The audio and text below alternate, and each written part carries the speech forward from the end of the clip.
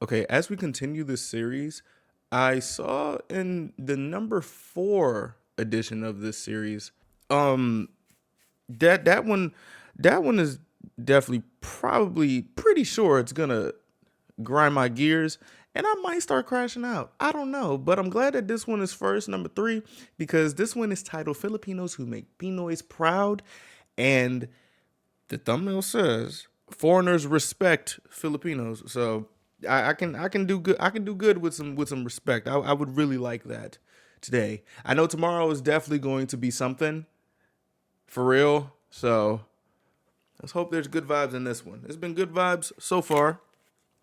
So let's do it. Let's do it, man. Let's do it.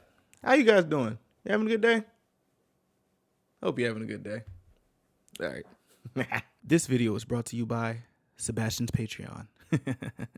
Not only is this page packed with exclusive videos, 800 plus at the time of this recording to be exact, but it also comes with a couple tiers. If you'd want to subscribe and support this growing community, click the link in the description below, and thank you for everything.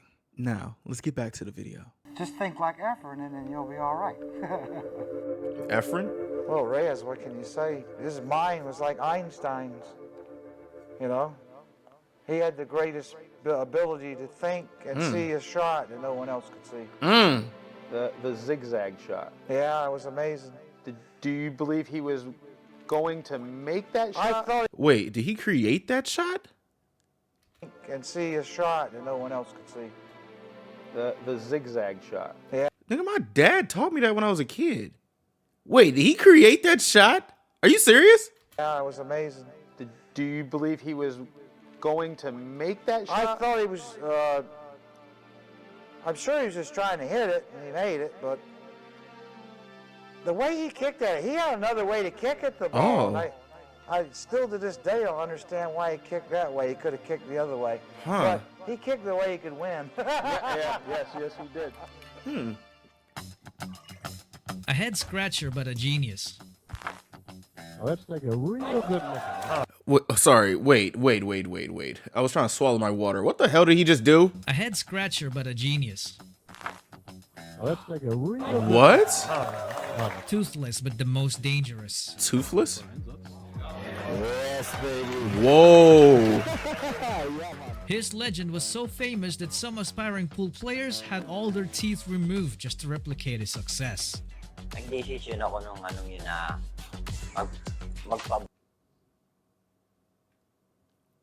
I respect it. More power to you. bunot din ng ngipin para masabing ano talaga ni Efren na that's talagang influence. Kawig na parang Efren din. And I guess it worked. Oh, shit. Meet the magician, Efren Bata Reyes. He was born and raised in Pampanga. He's the 5th child among 9 siblings. Oh. It was quite a big family to keep afloat, so at age 5, his dad brought him along to Manila to have a better income to support them.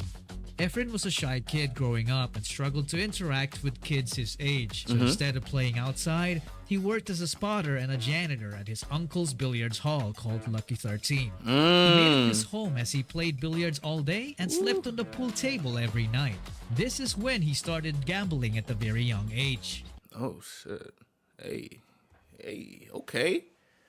Okay, all right, okay. He was so young that he was too short to reach the pool table, so he would stack some coke cases just to make some of his shots. This was when he got the nickname Bata to distinguish him from an older Efren who also played pool in their hall.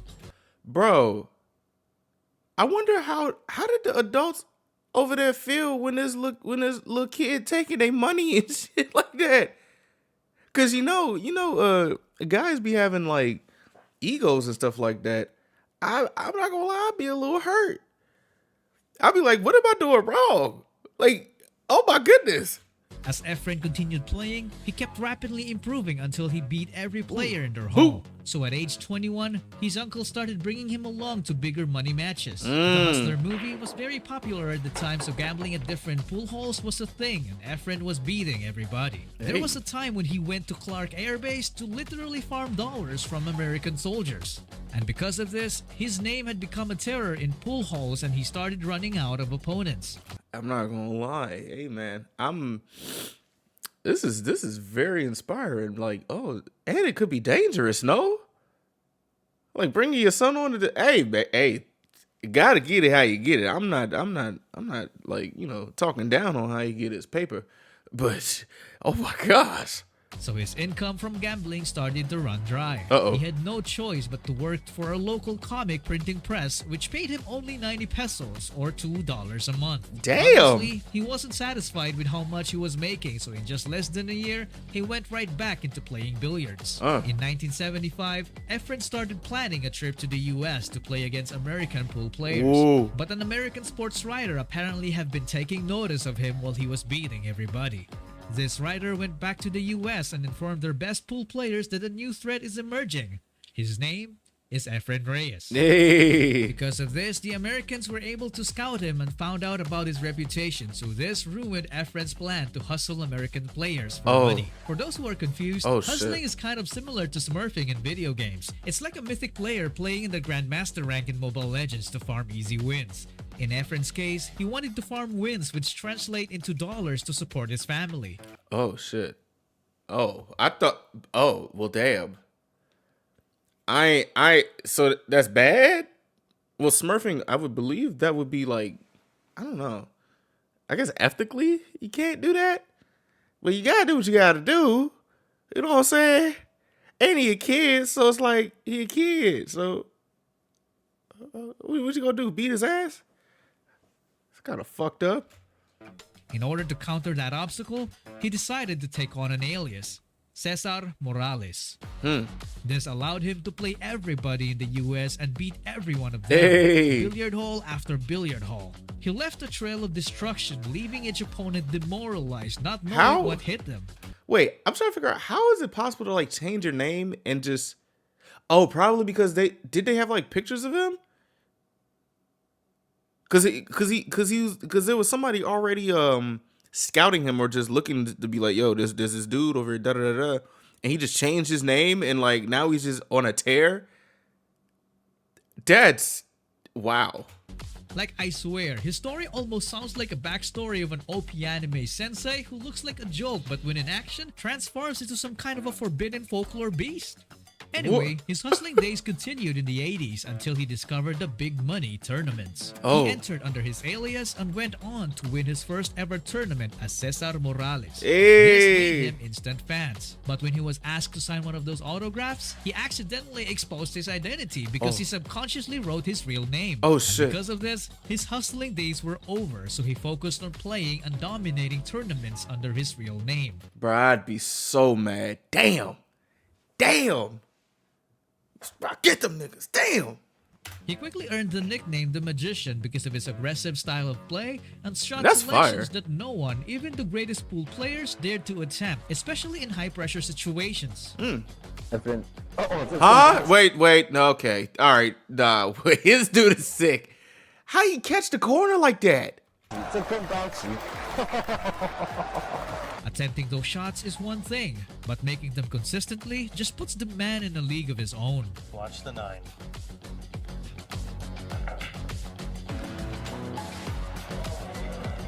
He's gonna be lucky. Look at the 9! Look at the 9! What a shot! Yo, I can't even do this on like iPhone on the iPhone the iPhone 8-ball. What the fuck? Just like this one.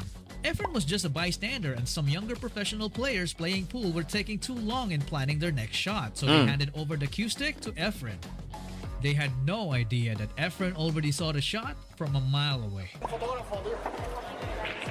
Bro, how? What the fuck? He did it. But also he's doing it and like not even scratching. Y'all saw the white ball just hit the corner? Like, yo. With his bag on his back and a hanky on his hand. Here are more examples. He dancing on him. He dancing on him. Ah! What? What the fuck? Son. What, bro?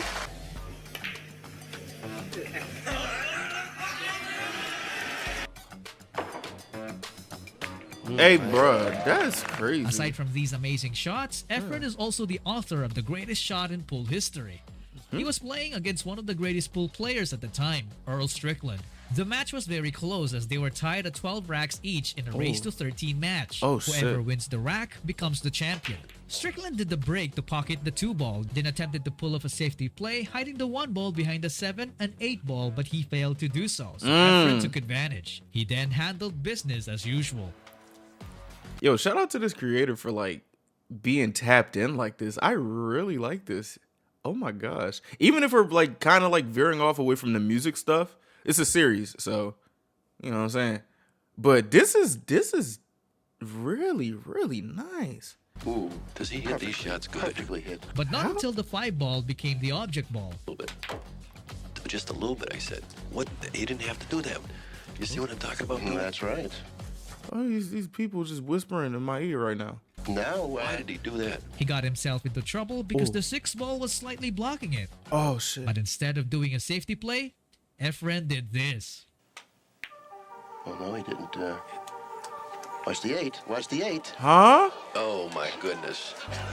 Strickland said, Oh, okay, you my can have that ball. goodness. An impressive shot for sure, but this wasn't the greatest shot I was talking about because this shot has gotten him into an even bigger trouble. What? This is the cue ball. Right. And this is the object ball. Right. All 3 other balls are blocking every option Efren had, so attempting a safety play, let alone hitting the object ball, was virtually impossible.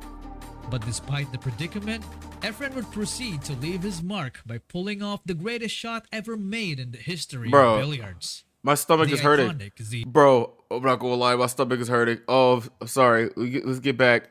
Oh shit. I'm so nervous. Despite the predicament, Efren would proceed to leave his mark by pulling This off the the Z greatest joint. shot ever made in the history of billiards. The iconic Z shot.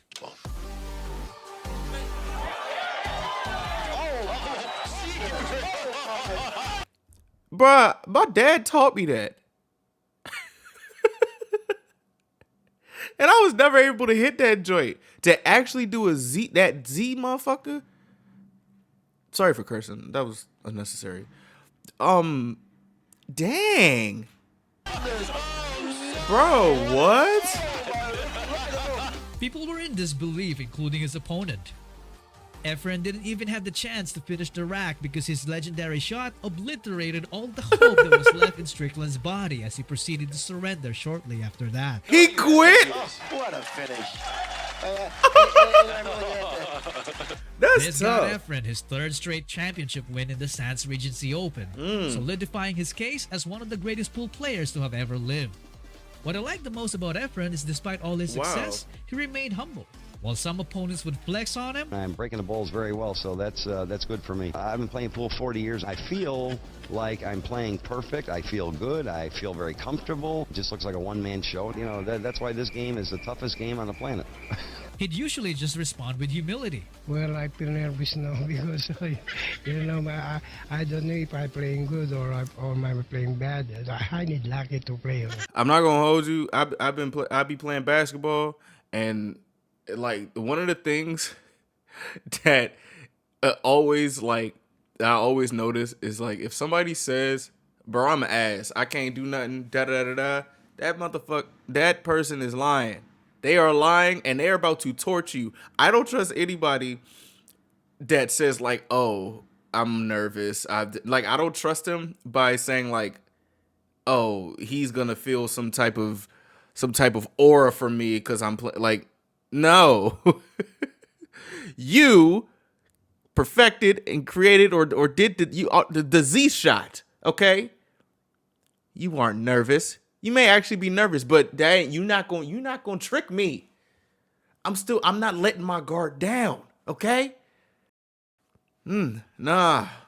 And then proceeds to give his opponent a Start high-quality shitting on billiard him. seminar. Yeah, you like this so far, huh? Well, looks pretty good over in that section, huh? And after embarrassing them, he'd usually just say this iconic line. I get lucky to you. If you play like this 7 years before, maybe I don't have a chance. This is too much money for me, Efren's career is definitely full of legendary moments, but it would take me hours to show them all. For now, let me just do the honors of flexing his unmatched achievements. Okay. The magician Efren Bata Reyes is a tough. winner of over 100 international titles. He's also the first player ever to have won the WPA World Championships in 2 different pool disciplines. I didn't even namely know. 8-ball and 9-ball. A 4-time Sands Regency champion, a 13-time Derby City Classic champion, Hey, yo. and a 2-time World Cup champion with his partner Django Bustamante. My gosh. To this day, he has earned the respect of not just his countrymen, Si paring Efren, hindi ko lang kasangga sa laban. Kasangga ko rin sa buhay. Ating Oo. pong papugayan, si Efren, the Magician Reyes. Shout out to but also Efren, man. sports legends all over the world. He's so good. They're really good at pool. Who? Filipinos. Okay. Some of the best pool players of all time. You see on my wall out there, I have 2 photos of signed photos of Filipino pool players. Oh, Efren really? Reyes and Francisco Bustamante. Top 10. Efren's probably number 1 ever. Most people agree with that. The best player or the player that I really always liked is Efren Reyes. Bro, I'm not gonna hold you. I don't know why my brain can never comprehend that like this type of like world exists. Like the world of billiards. Like I genuinely haven't. It's like I knew in the back of my head, but like I didn't really know for real. And now I know. I just got introduced to the GOAT. Oh. I looked up to Efren. Efren Reyes. Hey. He's one guy I grew up watching when I was young, you know. He's probably the best pool player I've ever seen and probably lived. And he was like an idol, so Efren. In basketball, there is MJ. Hey. No. Not about to have this debate. LeBron is the GOAT. I don't want to hear nothing, okay? I don't want to hear nothing. I don't want to hear nothing. In billiards, there is Efren. In bowling, Bowling too? there is Paeng. El Paeng de Pumuseno was born and raised in Quezon City. His dad was a bowling coach, but he first fell in love with the sport of golf, and he was even doing great competitively. Oh, wow. On one fateful rainy day, young Paeng forgot to bring his umbrella, so he had to take shelter. And that shelter turned out to be a bowling alley. What? From then on, he did nothing else but school and bowling. Bro, what type of movie scenario is bro? This is amazing. And like I'm not really I don't want to like I guess romanticize it because like they definitely struggled and stuff like that, but the way that these people or these guys and girls or men and women, Filipino men and women are able to turn literally whatever situation they're in into like a lifelong career or just respect from their country is amazing, bro. This is something out of a movie. And it's like back to back to back to back. I know it's probably because I'm watching it in a series and it's all put together, but this is amazing. With the help of his dad's coaching, Paeng's potential was unleashed as he I can't do that pose. I don't know. I might pull something. became a Filipino bowling prodigy and became the national champion only at age 17. Damn. 2 years later, he would join the 1976 Bowling World Cup and upset everybody as he claimed the championship at 19 years old, Yes, making sir. him a record holder in the Guinness Book of World Records as the youngest world champion ever. Wow. Watch me work. Woo! Boom! Okay. Nice. A true sportsman. Most people thought it was a fluke until Paeng came back 4 years later to bag another World Cup win. Wait, what do you mean they thought it was a fluke? He got a world record, gang. Why people be doubting? Like what the? Ooh, he almost bust his ass. Still got it. Boom! Nice. Okay. Bowling World Cup champion, Paeng Nepomuceno from the Philippines. He became famous for his accurate strikes despite having an awkward southpaw bowling arm swing. What? Yeah, seemed to step off his shot on most occasions. The man literally proved that looks can be deceiving. Title-winning shot. I wonder what that is. I really wonder what that is. Like, is that like a? I guess it's just like his habit or something. I don't know, cause like when he actually like does whatever form he's doing, I get nervous. I don't know if he probably doesn't get nervous, but I'm happy because I also bowl with my left hand. It's only because my left hand is stronger, but Shot coming up right now. okay. He curling that jump too. The strike that he was Oh, looking for, and the sign of a man who says, "I'm number one." what fluke? Huh? No fluke. Okay. And those fans who've made it all the way here from the Philippines know that they are looking at the world champion for the third time in his career. Pang Nepomuceno comes through on the wire. Yes, sir. And steals it in the tent. Grabowski threw the title away. Aeng would then go on to continue dominating the sport for a total of 4 decades, as he would win a total 40 of 6 years? world championships and hold a total of 4 world records, making him the undisputed GOAT in the sport. Damn. He carried our flag since day one, making his entire nation proud. But Tough. pride never got into his head. Tough. You've got the 4th champion, the World Cup title. Are you going to come back for number 5? I don't know. It all depends on the Lord. Because I have to give credit to God. Good man. Good man. Good You're man. very moved, obviously, and so are we. Congratulations. Aw. Good man. Good To man. this Yes, day, he's sir. still active in the sport as the only Asian coach to have the USBC gold level certification and continues to hone the skills of the younger generation. So he's still doing great things. Wow. Okay. It's crazy to think that people who just use, I guess, who like go bowling as like a pastime, there's literal people out here breaking world records. Just doing that. Like, that is, wow. But Paeng's generation is just one of a kind, because another phenom was also wreaking havoc in the different department, the world of speed. Speed? What? Lydia Diay de Vega was born and raised in Maykawayan, Bulacan. Oh. In her childhood, she rarely became the it when playing tag with friends because she was just too fast. This got the attention of their school's athletic coaches, so she got invited to train to compete in the sport of track and field. Lydia's dad was a cop, so he was very strict with her, so she kept her training in secret until her dad started noticing her getting tired more often, which led to him finding out about it. Her tatang then gave her a condition that he would only allow her to compete if he coaches her himself. Lydia agreed, so not long after, she started dominating the sport by winning her first 2 gold medals in the 1981 SEA Games in both the 200 and 400 meter dash. This got her qualified to compete in the 1982 Asian Games. This is where the big names compete, including the favorite to win the event, India's well-known speed powerhouse, PT Usha. Oh, shit. Damn. Oh. My goodness. But our hungry 18-year-old Lydia was unfazed by the pressure. She about to start whooping feet. At first, Lydia seems to be falling behind in the 5th place right before Usha. Oh, shit. But on the 50-meter mark, Lydia shifted gears and went pedal to the metal, Bruh, pulling off the upset and getting her first ever Asian Games gold medal at a very young age. Bro, this looks so unreal. How did she just speed boost like that? Yeah.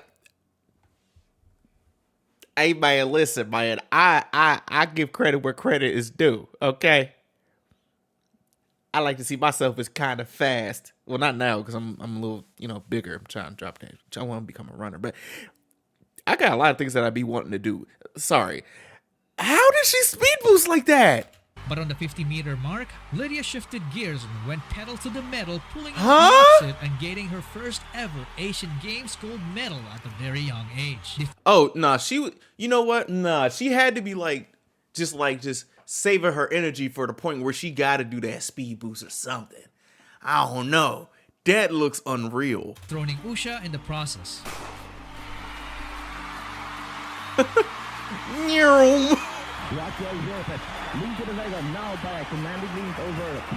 Bro, that is crazy. There's literally no that's just pure hard work and talent, bro. Like, how are people that fucking fast?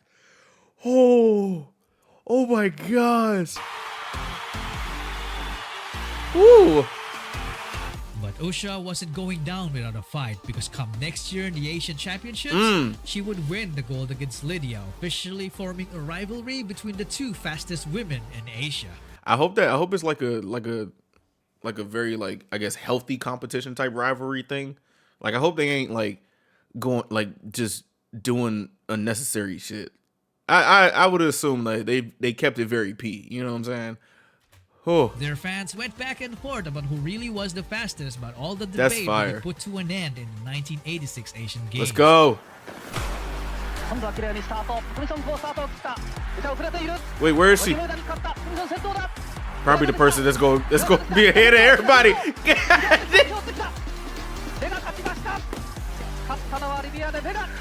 Bro, I'm not gonna lie. Hey, bro, if I'm like ahead in like a race or something, and I just see out of my peripherals somebody just running past me, I swear my heart will just go into my ass. It's like if I'm playing Mario Kart and like you think you in first place, and you know how like they like throw shit at you to stop, to like what's it called, to stop you in your tracks. Imagine someone literally just no banana, none of that bomb, none of that stuff that happened in Mario Kart. Just straight, I'd be mad, bro. Like what? That is astounding. My goodness. Good This stuff. win solidified Lydia De Vega's title as Asia's fastest woman. Tough. She would then go on to continue her reign until the early 90s, amassing a total of 15 gold medals across different competitions in Asia. To this day, her undeniable speed behind her beautiful smile will always be remembered as an inspiration for many aspiring young athletes. That's tough. And one of those young athletes is this kid. Another one? Check this. Let's go. Oh, no, we get into gymnastics now. Oh, shit. Just Oh. so much amplitude. So Oh. If you enjoy anime-like backstories, then look no further than Carlos Adriel Yulo. He was born and raised in Malate, Metro Manila. Their house was close to Rizal Memorial Sports Complex, so he grew up watching Filipino gymnasts training and competing there. So it was only natural for him to take the same path. Wow. He trained every day at a very young age, and it paid off as he won most of his competitions in minor leagues. Ooh. He kept training until he became a teenager despite the country's inferior facilities and minimal athlete support. Wait, question. Wait, they have a movie after him? That's until he met the Japanese gymnastic coach Munehiro Kugimiya. He was sent to the Philippines by the Japan Gymnastics Association to train overseas athletes with good potential. Oh, On Coach nice. Kugimiya's first visit, he immediately noticed the disadvantages of Carlos' training conditions. 休みの日は休みの日だって考えもすごい強いですし、時間にもルーズだし、やっぱこの時間から始めるんです。集まるのが最初の時は2時間後ぐらいじゃない、開始の時間。 It kinda hurts hearing this from a coach, but I cannot disagree because it does happen. Maybe it's the reason why this diving team flopped in the 2015 SEA Games. Philippine diving team, they're having a rough go at it to start off with. Everything got started when diver John Helmerson from Riga earned a zero for his routine, which exactly go as planned as he landed on his back. Damn.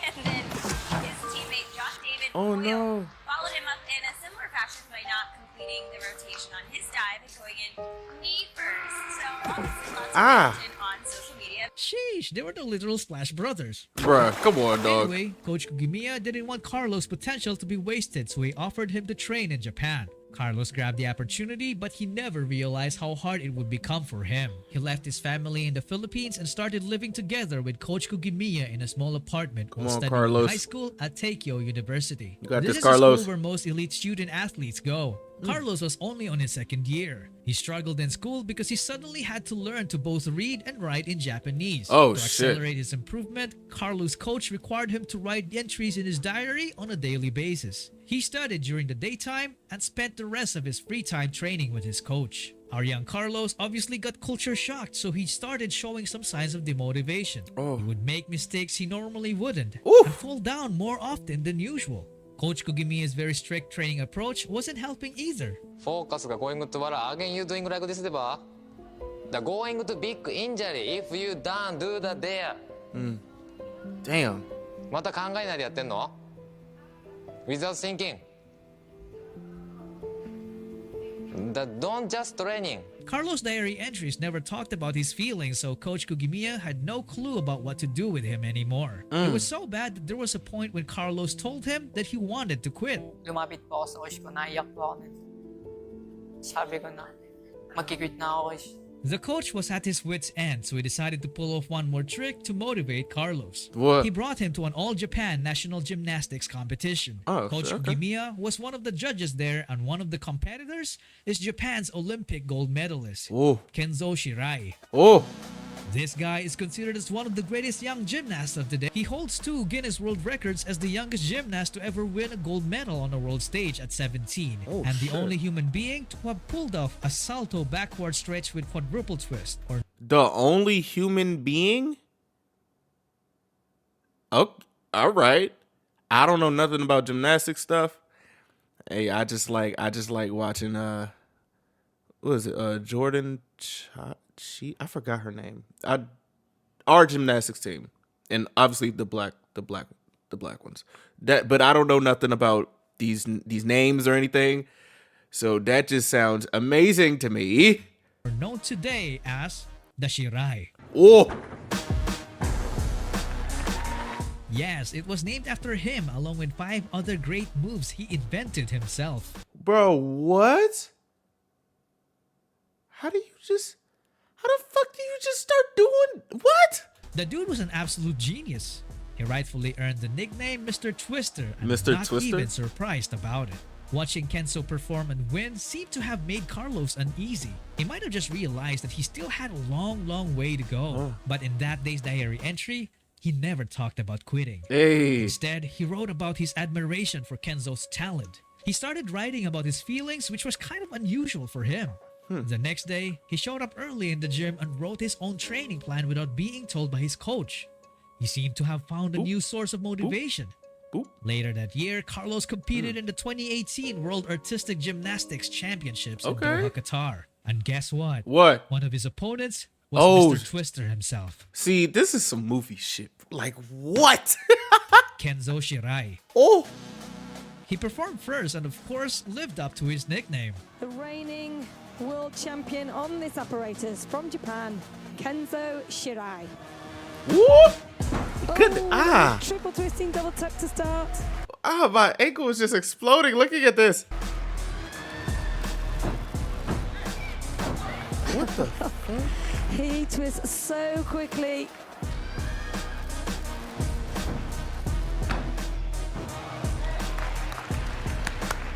Two and a half back, 2.5 front.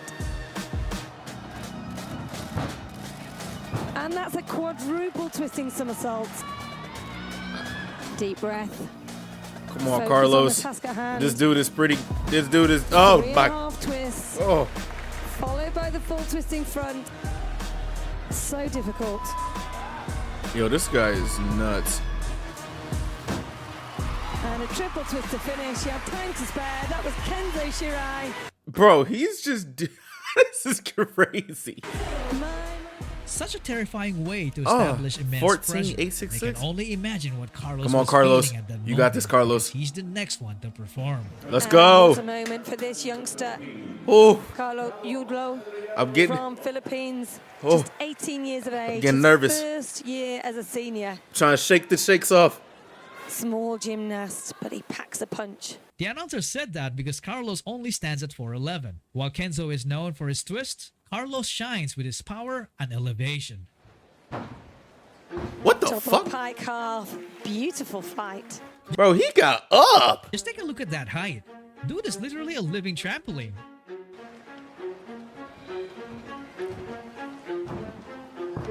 Oh. Just holding it together there on the combination. Oh. Bro, this make me hold my legs together. This is so nervous. This is so nerve-wracking. But this guy's good. Come on, Carlos. Come on, gang. Let's do it. Just holding it together there on the combination. Oop. Oh, 3.5 half. That was lovely. Okay. Tidy in the air. Fast in the twist. Now the arms coming out to show control. Full twisting front, double twisting front. Okay. Let's go, Carlos. Excellent awareness. Let's go. Let's do it. Glance at the scoreboard. How much time has he got? He's got this 10 seconds. That's no penalty for time. There's a triple twist to finish. It's there. Okay. Clenching the floor with Hey. his toes. What a talent this young man is. What happened? What'd he get? The score coming in 14.6. He moves into the silver medal position.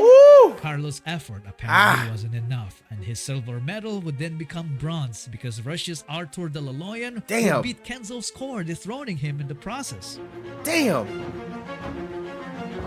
What the fuck did he just do? What was that? Straight front, double pike front. Straight front. What is that? Yo, what? Y'all got that. Y'all. Double pike front. Lovely control. Double twisting, double tuck. It don't matter. I'm still Team Carlos. Style in his You feel me? 2.5 twist, double twisting front. Hey man, he could be as good as he is. Right now. I'm Team Carlos. It don't even matter, bro. You can do all them flips. I'm Team Carlos, man. Shit. Locking the feet together.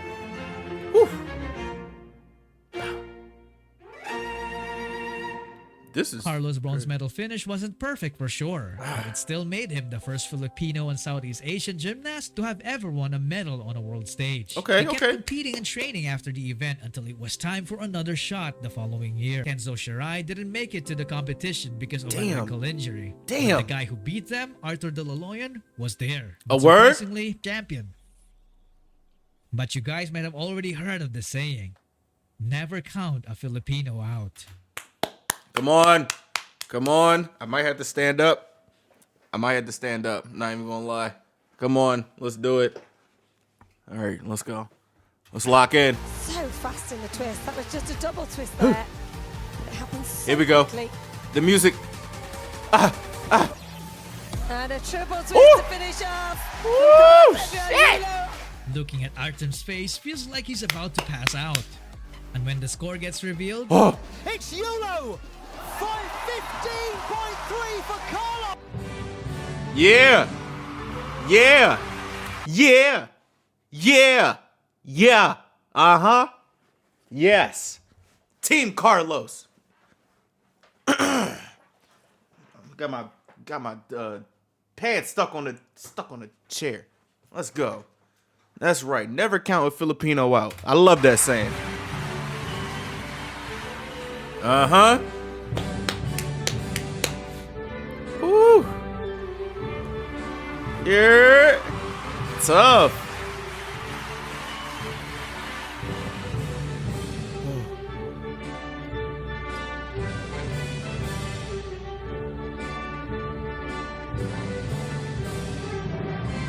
This is tough. This is fire.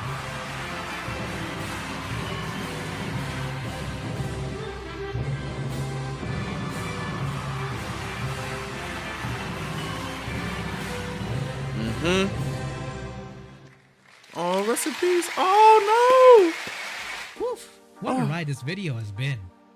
Imagine if Carlos really quit back then. None of this would have Rest ever in happened. peace to Lydia, man. This is why he was always very grateful to his coach. Wala po ako ngayon dito sa harap niyo kung hindi po dahil din sa kanya. So what did we learn from their stories? For me, it's their unrelenting guts and determination. Yeah. They did not win just... This is a fire-ass picture. Wait. This is a fire... This is a... Yo, this is a fire-ass picture. This is aura. Oh, my gosh. Hey, bro. Unrelenting guts and determination. They did not win just because they are Filipinos. They won because they put in the work. They went through loss, pain, and insurmountable obstacles. They had the choice to make those things become the reason for their failure. But instead, they made it become the reason for their success. And that's Tough. what makes them Filipino. So what about you? Are you here to just listen to Filipino success stories? Or decide to become the story? Three out of 4 videos, and again, I'm left amazed. Goodness gracious, bro. Damn. Okay, I think I appreciate this one for being lighthearted. Cause I know this next one is gonna piss me off. Cause I remember that clip. And a topic of this that's gonna piss me off, bro. I'm not even gonna lie. So tomorrow, shout out to them. Round of applause. Holy fuck, dude. God dang. Damn.